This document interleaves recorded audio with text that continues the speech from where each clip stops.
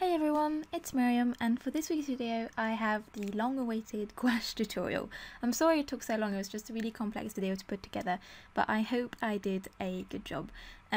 So you can see some examples of my gouache work on the screen right now, and the reason I've included them is for you guys, if you don't know me yet or if you haven't seen my videos yet, to get an idea of the kind of work I produce with gouache and to know that that's the kind of technique I'm going to be teaching in this video.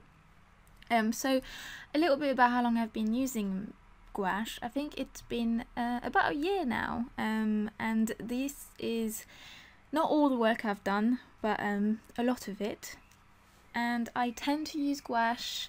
In the beginning I used it in a similar way I use watercolour, and then I started wanting to use it a bit more in the way gouache is made, and that's in a slightly more layered and opaque way, and I absolutely love it. I'm a very big advocate of watercolour, but gouache is just such a complementary medium to watercolour in my opinion, and so I absolutely adore that medium. So the medium itself, as a quick introduction to it, is very old. It's debatable how old it is over the internet, but I've never seen it described as less than 600 odd years old. It's water-based, it's opaque, and it has a matte finish. It dries very quickly, and it reactivates with water once it's dry. It's often described as the baby between acrylic and watercolour, so I'll be comparing it quickly to acrylic and then a bit more in depth with watercolour, as I think that's more the kind of comparison that people want to see exactly what the difference between the two mediums are. The main difference with acrylic is that acrylic doesn't actually reactivate once it's dry. It's virtually a plastic once it's dry, basically. Whereas gouache itself reactivates really easily once you apply water to a dried blob, and pretty much indefinitely so. There is a type of gouache, I think called acryl or acrylic gouache, that doesn't reactivate once it's dry, more similarly to acrylic, but I've actually never tried it personally, so I wouldn't be able to give you a review on that. Just as a quick tip and warning, you might not want to mix gouache with acrylic, as some of the colours may change hue or become lumpy when mixed with acrylic chemicals, but you can layer gouache under one top of acrylic, so they layer fine when they're dried. Now for the comparison with watercolour. Gouache is actually very closely related to watercolour. It uses the same gum arabic binder, sometimes dextrin, but it has more pigment in it, and the pigment used for it isn't ground as finely. Plus some colours have chalk or calcium carbonate added to them for opacity. Some dark colours don't, just because the calcium carbonate might actually dull the darker colours, and some brands like M. Graham, Holbein and Winsor & Newton make some of their gouache only with very concentrated pigment. But the main difference with watercolour is that the pigment is not as finely ground, and there's a bigger concentration of pigment to gum arabic binder, basically. And obviously the main similarities between watercolour and gouache is that they are both water-based and can be both reactivated with water once dry. Now the main difference between watercolour and gouache is how they react to water. So you can see here I have applied wet on wet pigments on watercolour paper, and you can see that the pigments are actually blending together pretty well. There is a kind of a seeping action going on, and the pigments once dry will have a pretty homogeneous look to them, and they won't have quite a harsh line separating the different colours. Whereas when I do so with gouache, you'll see that the difference is a lot starker. The gouache doesn't actually flow as easily with the water, and it doesn't blend into the other pigments as well. Another difference between watercolour and gouache is how they both react when you drop a drop of clear water onto slightly wet pigment. So watercolour will do what's called blossoming, so the water will actually spread through the pigment and make the area that it dropped on clearer, and it creates this really beautiful little flower kind of pattern. Whereas for gouache, that doesn't happen at all. Water just tends to sit on top of the pigment. If you then use a tissue and pick up the water on the watercolour and the water on the gouache, both areas will have a whiter area, so you'll have lifted the pigment. But whenever the water is dropped on the pigment, the water reacts with watercolour and doesn't really actually react with gouache.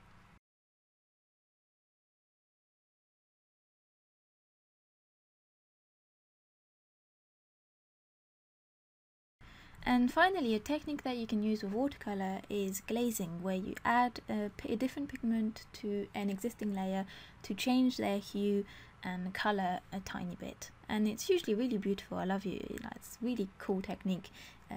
It's really subtle and really beautiful. But that doesn't work with gouache, because glazing requires a lot of water within the pigment that you're using to glaze, and if you use too much water in a layer on top of another layer in gouache, it will more easily reactivate the layer underneath and it'll just muddy the piece more, so you can't actually glaze with gouache.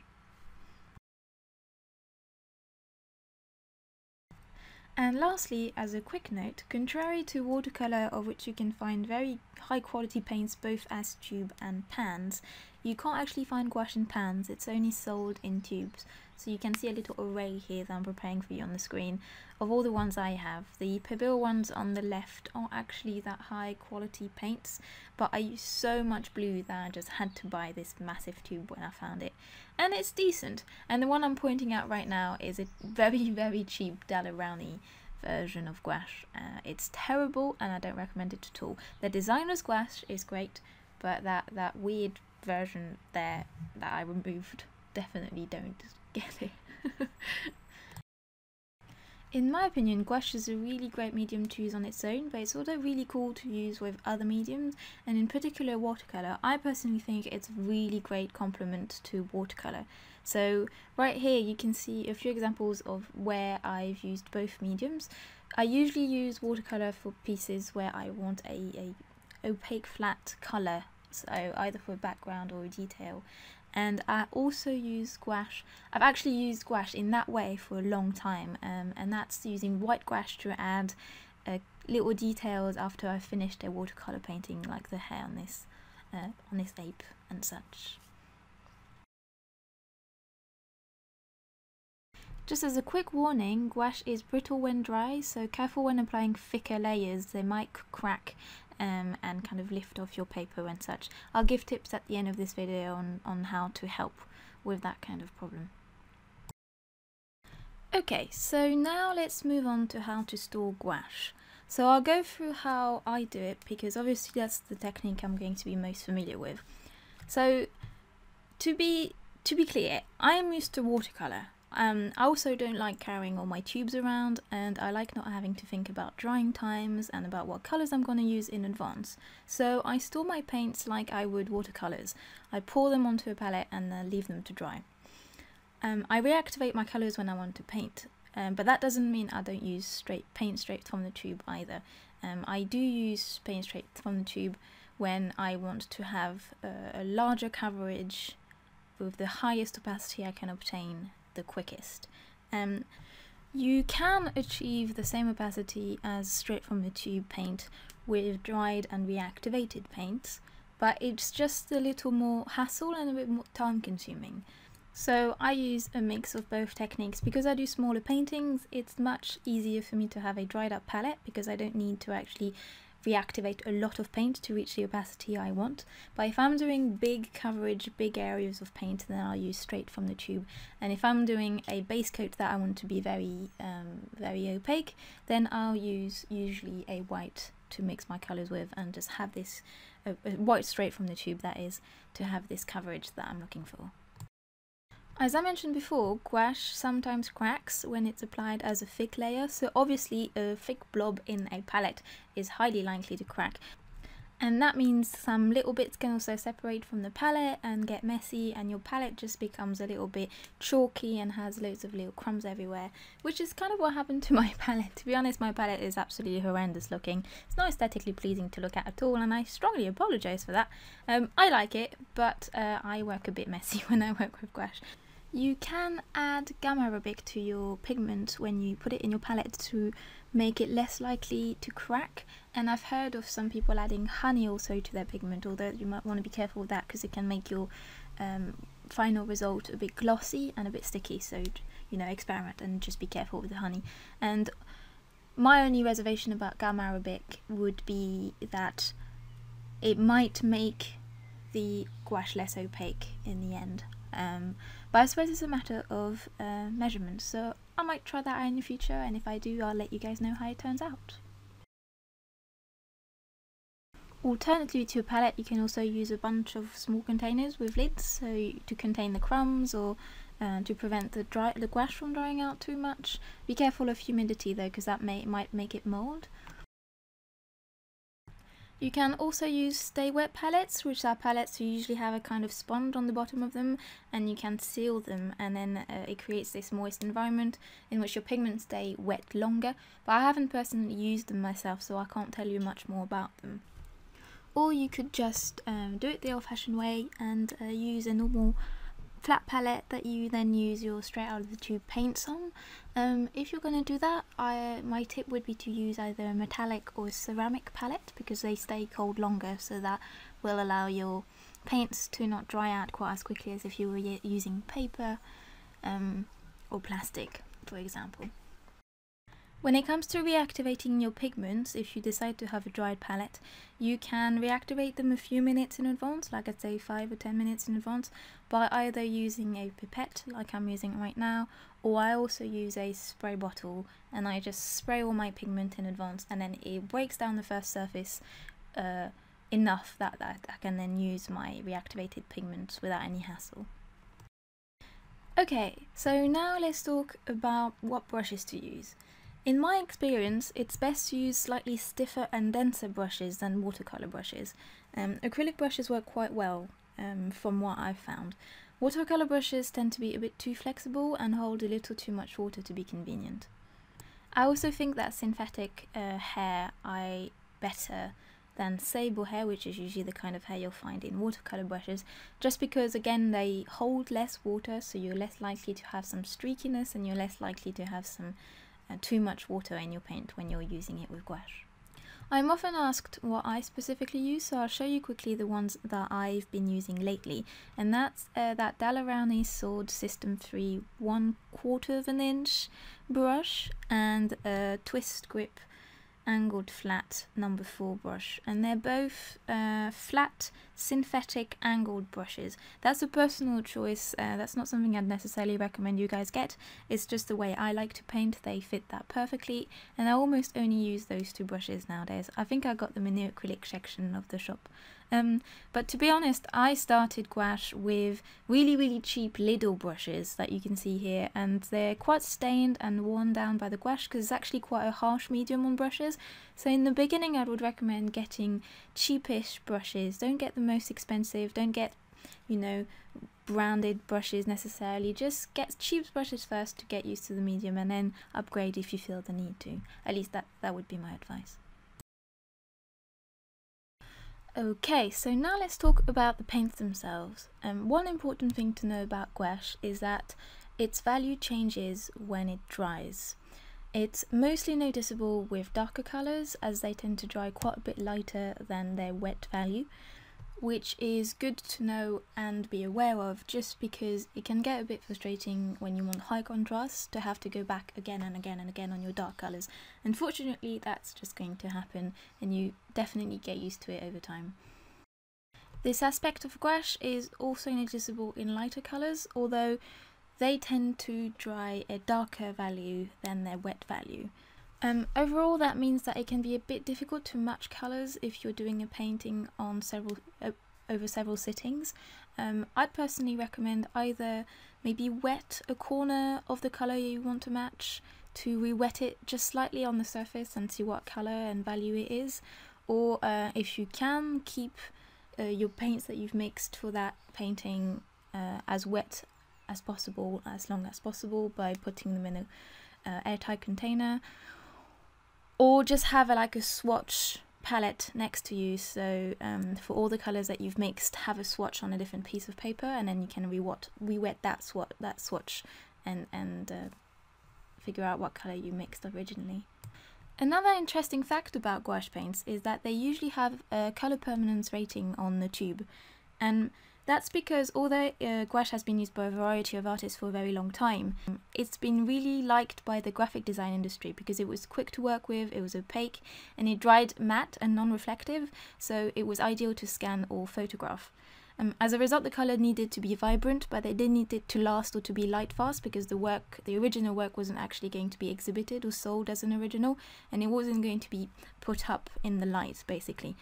So if personally you want your gouache work as an original to be exhibited or to be sold, you might want to look out for those permanence ratings on the tube, because they determine how well and how long a certain colour will be able to withstand light and the elements. Permanence rating and codes vary from brand to brand, but in general darker colours such as red, magenta and purple tend to be on the lowest of the scale, so they have either 1 star or be a C or B on the scale. I'm showing you the Winsor and Newton ratings right now, so they have AA, A, B and C, AA being the very permanent end of the scale and C being quite fugitive. You can see that there's a series number on a lot of the tubes too. Those are not important. They're mostly there as a pricing strategy, so the lower the cheaper, basically. It doesn't affect the quality, it's just what's most expensive and the least expensive for the manufacturer to make, basically. So you can see that Winsor & Newton has a letter rating, Rowney has a star rating, I think Schminke has a star rating too. So it varies, but it will always be on the tubes, and you might want to look out for that if you want to work with gouache. And finally, I want to talk about white gouache paints, because white is one of the most important gouache paints that you'll get. I recommend you get extra big tubes of your preferred whites, or several different tubes, because they're really important and they're one of the biggest elements to gouache painting. There are 2 main types of white in gouache, and the first type is zinc white, also known as Chinese white. It's the most translucent of the white types, and it's the best for mixing with colours as it won't make them too dull and it makes for a cleaner tint. And it can be added to watercolour to make a basic gouache actually, and I'll demonstrate this later on. The other type of white is titanium white, and I think you can also find it called permanent or opaque white, and it's definitely the most opaque of the two. It's really great for coverage, and it paints details and highlights on top of a finished piece really well, so it's a really opaque white. It's really lovely to work with, and that's the one I personally have most of because I like highlights in white. I don't tend to mix titanium white with my colours though, because it does tend to make them too pastel looking, so I'll have a little supply of zinc white to do that most of the time. I'll quickly demonstrate what I meant by mixing watercolour with zinc white to make a basic gouache. So I have some gold ochre tube watercolour on the left here that I'm just mixing with water to show you the difference, and then I'll quickly mix it with some zinc white and show you the coverage that it gives it. It obviously mutes the colour quite a lot, so it actually changes the colour quite a bit in my opinion. So I'd use that technique sparingly, but it's really interesting if you've started with watercolour, or if you don't want to try starting, if you don't want to buy gouache quite straight away, or if you want to have a first feel of what it would be like. And it's also interesting to create new tones if you've got more watercolour paints than you have gouache paints. So all in all, I thought that was an interesting fact about it. And I'll also quickly show you where I put my whites in my palettes. Please forgive the horrendous look of my palette. I'm very, very sorry for presenting you with such a horrible looking palette.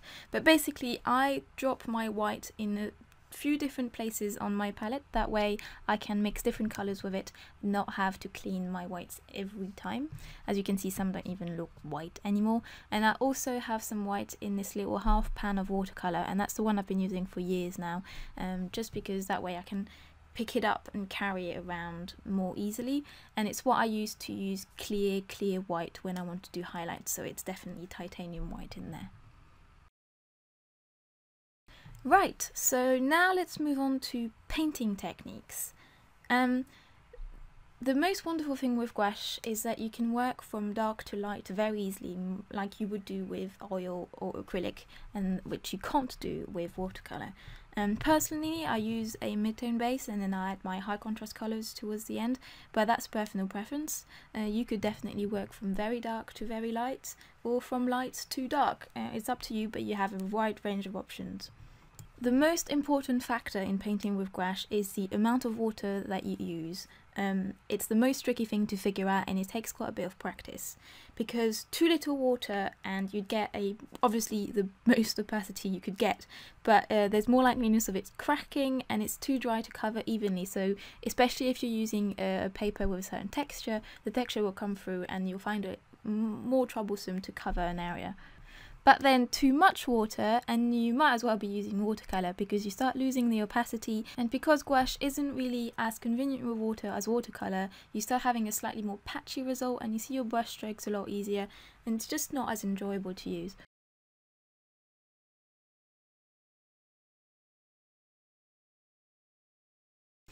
If you want to mix the gouache so it has a decent opaque coverage and is used to its best potential, you want to add just enough water that it gets a slightly creamy consistency. So it has to be really smooth, no lumps, no parts that are thicker than others, just really silky smooth. And you want to have a slightly slow drip. So when you lift your brush, you don't want it to drip too quickly. You want it to have a slow, heavy drop. You don't want several drops. You don't want it to be completely liquidy and just fall off your brush like water. You want it definitely to look silky and creamy. Okay, let's move on to painting techniques. So the first one is layering gouache. First of all, the first tip I'll have to give you is whenever you want to use gouache, make sure that your brush is slightly damp. So wet it and then wipe away the excess water on a paper towel, and that will prevent any pieces of paint from clogging up your brush and then coming out at really random times where you paint. So you don't want a streak of red on a lovely yellow painting, for example. Now, when it comes to layering, you need to make sure that your underlayer is completely thoroughly dry. Otherwise, the water in your underlayer and the water in your top layer will mix and it will muddy up your piece. You also need to make sure that your top layer doesn't contain too much water. So that relates to what I was saying about glazing earlier in the video. That quantity of water will just reactivate and seep into your underlayer a lot quicker, and it will end up muddying your colour a lot more. Be aware that you need to, in a sense, commit to your brush stroke. You can't overwork the top layer, because the more you'll work it, the more likely you will be to reactivate the layers underneath. So just commit to your brush strokes, decide what colour you're going to be using and how you're going to be using it, and then don't overwork it. A good thing to do also is to place your wettest layers first. So anything that has got too much water or is more watercolour like, place them first, and then that means that you can build up opacity with less and less water on top to avoid reactivating the layers underneath as much as possible. Now, when it comes to blending colours together, my main tip would be to not use water to blend different colours together, because that will just not work as well as it does with watercolour.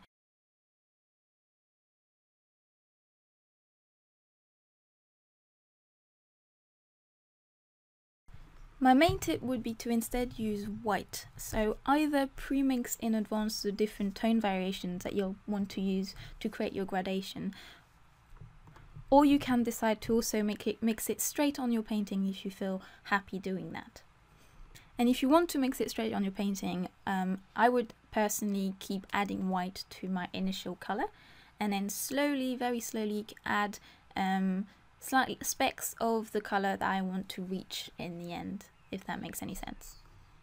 And then once you've done that gradation that you wanted to achieve, if you want it to look a lot smoother and if you don't want the brush strokes to be as visible, you can go back in with a dry, clean brush, and then you can lightly brush your painting to smooth out the difference between the different gradation patterns. Make sure that you try and clean your brush whenever you change significantly between colours, so as not to contaminate them. I hope that all makes sense. Next, I'm going to quickly talk about the papers that you can use with gouache. I get that question a lot actually, and my main advice would be to use just plain watercolour paper, to be honest, because you want something that is going to be able to withstand water, and although admittedly you don't use as much water with gouache as you do with watercolour, you'll still get a little bit of buckling and you still need something that's resistant to mistreatment with water. You can also most definitely just use plain card. You can use gessoed board, illustration board, pasta paper, and mount board. It's really up to you. The material actually adheres very easily to a variety of papers, but for the best results I would personally recommend textured or cold press watercolor paper, because that definitely helps with the paint not moving around too much, and it really helps with layering quite a lot. the tooth of the paper helps the paint adhere, and it's just such a pleasure to layer on paper that is nice and textured. And then once your painting is completely done, a problem that can arise with gouache is that because it has a chalky finish, it can rub off on papers that are next to it if it's in a sketchbook, for example, or on your figures if you're handling it quite a lot. So my solution to that is to use the cheapest hairspray I could possibly find in my supermarket and just give that a couple of good sprays once I'm done with the painting, and that usually does the trick for me. You can also use varnish if you want, just be aware that that will usually make the colours revert to what they look like when they were wet, so if that's not your thing then I wouldn't do that, but it's completely a possibility. And obviously don't roll a finished painting because of that cracking problem we mentioned before. Alright, so I think that's most of the technical advice I wanted to give you guys, and that I learned through my year of gouache painting. I do have a couple more tips to give you if you want to change the characteristics of gouache. So in order to make gouache a bit more water resistant, you can add small amounts of acrylic binder or acrylic matte medium. Although do be careful with it and how much you add to your pigments, because I think some pigments can react to it and become a bit lumpy and unpleasant. Also be aware that acrylic matte medium will change the tone of your paint a little bit, so it might become deeper, so the more you add the deeper the tone will become, and it will also add some gloss to the final look of the gouache once it's dried. And then finally, if you guys are fans of impasto, or you like having texture on your paintings and you still want to use gouache, I have heard that you can mix aquapasta medium or acrylic texture gels to your pigment to help with getting that texture and avoid too much cracking. And I'd love to hear how that works out for you guys if any of you try it out, so let me know. So I'm now going to quickly address the matter of what to get in the beginning if you haven't tried gouache ever in the past, and if you're interested in getting a starter kit but not quite sure what you need to get. If you are used to or have some watercolors already and you don't really want to buy more paints, you can experiment again with mixing zinc white or titanium white in with the with your watercolor paints. Don't use the watercolor white because obviously that's the watercolor white and it won't be opaque, but definitely use just buy a tube of gouache white and mix it in with your watercolor pigments and give that a try. Maybe that could give you a quick idea of what gouache would be like and whether you'd like it or not. Winsor & Newton has a nice little starter kit, which is what I started with, and it was fine to start experimenting with. They've got a weird selection of colours. I think they've got 10 tubes in there, and they've got an odd combination of colours. I think they've got a couple yellows and a couple blues and a couple reds, and they don't have any browns or... So it's an odd choice of colours, but it works fine for the beginning, and their gouache is really high quality. But if you want to create your own little starter kit, I can maybe recommend what I'd buy and see if that helps you. So I would personally recommend getting a white, definitely a bigger tube of white, so either titanium or zinc white, whichever one sounded the best to you. I would also recommend getting Payne's Grey and black. And if you guys aren't familiar with what Payne's Grey is, I'll do a little demonstration quickly. Payne's Grey is a mixture of either blue and black or I think it's ultramarine and sienna.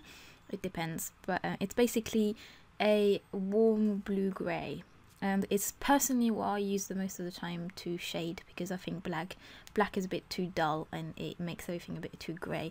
Whereas Payne's Grey actually gives a really nice depth to things, and I personally really like it, so I definitely recommend getting a tube of that. And then I'd recommend getting some version of the 3 primary colours, so blue, yellow and red. You can get the original primary colours, or you can just get a version of each. It will probably end up being the same result. And then I would definitely recommend an ochre, especially if you want to paint skin tones, and burnt sienna or raw umber, or both if you can. And then I personally got some purple, some pine green, and then a deeper blue and a deeper orange. Just as a complimentary, because I knew those were the colours that I wanted in my kit. My main advice would be to use a limited colour palette of high quality paints in the beginning, because it will force you to learn about mixing colours, and high quality paints will make it easier on you to learn, and it won't be too harsh on your wallet, although I know that, you know, everything's relative on that matter. But ultimately, if you think of it, high quality paints last longer, so even if you end up not using them much, it will last if you want to pick them up later, and you won't have a million tubes lying around. And then obviously once you get to know the paint and your style a bit better, and you realise that it's actually something that you want to pursue further with gouache, then you'll be able to, you know, decide which paints you like to get to add to your kit more precisely, and then you'll be able to make a more knowledgeable choice about what you think will complement your existing paints. Although you should be able to mix all the colours that you want from a basic kit, it's always really useful to have, you know, straight from the tube paints that you don't have to mix, just because it makes things easier and less and hassle free, in my opinion. And so, to finish off this video, I thought I'd do a quick little demo. I'm sorry it's not a real-time demo, just because I think this video is actually dragging on a little bit now. It's been quite long and I didn't expect it to be this long. I'm sorry, I hope you guys enjoyed it anyway. So I'll talk quickly about the processes that I'm using in this. So you'll see that I started out with permanent white, and then I'll start mixing my skin tones in that blob of fresh from the tube permanent white, and that's because I was going for coverage more than just a lighter tone of my skin tone. I wanted it to be very thick and very covering. I also, as you may have noticed in the beginning, reactivated all my little pans in advance with my water spritzer, which means that a few minutes later I can go into each pan and the water has reactivated enough of the surface that I get the opacity of each pigment I want to achieve. This was a really quick little painting. I think it took me less than 10 minutes, and I used a reference photo of my own hand. And I won't go into the details of how I painted the skin tones, just because this is a gouache tutorial and not a skin tones tutorial, but I'll make sure to do a skin tones tutorial in the future. I think it'll be quite a complex video to put together, but I want to make sure I do a nice, comprehensive, as much as I could possibly do it, skin tutorial in the future with a variety of skin tones and such. So as you might be able to see right now, I've used a medium base tone, so it'll be not my lightest tone but not my darkest tone either. And you might notice that that base tone I'm applying isn't one flat colour that's really homogeneous all over, and that's because I think when you paint something organic, it's nice to have a variation in one similar colour, especially as a base tone. It gives it a bit more depth and a bit more interest. And so here I'm letting pigment that I haven't mixed into my base colour properly interact and react as it wants to. So sometimes there'll be a bit more blue that comes through, sometimes a bit more yellow, sometimes a bit more red, and that's completely random, and I like the effect that that randomness brings to the painting. I think it creates a bit more depth to it. And I'm obviously going for a layered look to this painting. I'm not going to be blending much or at all, I don't think. And so, although it doesn't look like it in a sped up video obviously, but I'm always waiting for my underlayers to be thoroughly dry when I apply my top layers, and gouache dries fast enough that it's pretty unnoticeable once I speed up the video obviously. But I think that's pretty much it when it comes to talking about this particular painting. I think it's literally just a really quick demo of some of the concepts I talked about earlier. And so my final advice for all this basically would be to say experiment. Don't let anyone tell you that this isn't the way you use something and not the way you are, or that there's a wrong way of using mediums. There are obviously ways for which the mediums have been designed, and so using them in that way will make it easier on you and probably bring out the best qualities out of the medium, but that doesn't mean that the way you've been using it, if it wasn't that way, is wrong. If it works for you and you get the results that you really like, then just by all means keep doing it. It's art, it's yours, you do what you want with it, and those are just tools. In my opinion, your art matters more than your medium, and the beauty of art is that it's personal and malleable and fluid, and it can fit any individual. So just make whichever medium you want to use yours and use it in a way that makes you happy. If I can recommend one thing though, it would be to study other artists' work. Saying that you can use any medium as you want to does not mean that you should settle for one way just because you don't feel like learning any other ways, or just because you feel it's your comfort zone and you're a bit worried about trying something else and having your art change too much. You know, it's my style excuse. Just don't use that, basically. In my opinion, the more you experiment and the more you try all the options and the more you learn about a medium and how other people use it and all the opportunities that it opens up to you, the richer an artist you'll become. And not in a material way, obviously, it's art. But it's in the knowledge kind of sense, in the sense that the more you know about something, the richer you become and the more opportunities and doors you open to yourself. I strongly believe that for a style to be rich and coherent, one needs to learn what different ways you have to build that style first. In a way, I think that art is like an opinion. You shouldn't have a strong opinion about a subject you haven't researched better, and that includes listening to all other opinions, including the ones that you feel might go against yours. And knowing all the facts only makes your opinion more knowledgeable, more respectable, and stronger, and also more flexible. So, to use a slightly corny analogy, a tree that lives in a windy plain is probably better off being flexible than sturdy, than stiff and unmoving. And it being flexible doesn't mean it's weak. It means it understands how to adapt in order to get the most out of the world it lives in. So do the same with your style. Bend it every other way, learn the basics, the combinations, the possibilities, and in my opinion, it's the best way for you to be able to build a strong personal aesthetic that is truly you and truly allows you to grow. So I'd say experiment and learn from others and shape yourself from those experiences. But anyway, that's me. I hope some of this tutorial was helpful.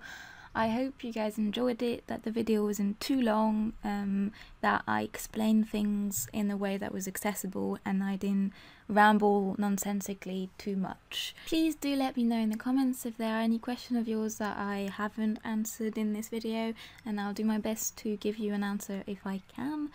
And in the future, I was wondering, would you guys like to see a real-time video, something that you could paint along with? I'm hoping to be able to Twitch at some point. I'm not entirely sure whether my internet connection can sustain that, but I'd like to try. So maybe I could do like a monthly in the future. It's in the future. I like to underline that several times, but I'd like to do maybe one session a month of like being able to paint along with me, and I'd explain my process if anyone wants to. I don't know, it's up to you guys. I'd love to know what you guys would like to see more of, and what you guys thought of this video, and if you learned anything or if it helped you. And if you guys end up trying gouache or doing gouache painting, that this tutorial helped in any way, or if you want me to see your work in the future, feel free to tag yourself at Gouache, and I'll make sure to have a look. So thank you so much all of you for joining me on this video. If you managed to make it to the end, well done. You definitely deserve a pat on the back. And yeah, I think that's pretty much it. My voice is getting a bit hoarse from talking for a few hours now. You should see the number of audio files this video has taken me. But yeah, feel free to follow me on Instagram, obviously at Myriam Tillson, if you want to see more of my work, or if you want to tag your own work so I can have a look.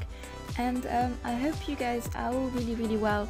Thank you so much for all your support. I hope this tutorial was up to expectations, and I'm sorry for taking so long to upload it. I wish you all really well. Have a really great week, and I'll see you soon. Bye everyone.